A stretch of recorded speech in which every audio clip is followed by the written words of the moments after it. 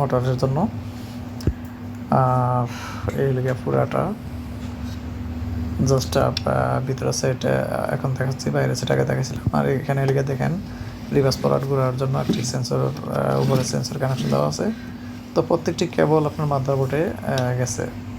তো আমি একটা একটা করে লিগে আপনার প্রত্যেকটি কানেকশনে জাস্ট আপনাদের দেখাবো। এখানে প্লাস্টিকটা খোলার জন্য, উপরের কাভারটা খোলার জন্য এখান দিয়ে এখানে একটা স্ক্রু আছে। স্ক্রুটা অবশ্যই খুলতে হবে।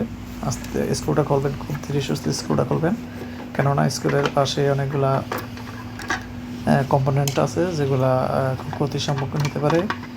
আমরা অবশ্যই একবার ইনস্টল করতে গিয়ে সেম অবস্থায় একটি মাদারবোর্ড নষ্ট হয়ে গেছে। মাদারবোর্ডগুলা রিপেয়ার করা খুবই টাফ, রিপেয়ার করা সম্ভব না, বা রিপেয়ার করার মানুষ পাওয়া যায় না মানে। তো এখানে দেখতেছেন 6টি বাটন আছে, দুই সাইডে 2টি।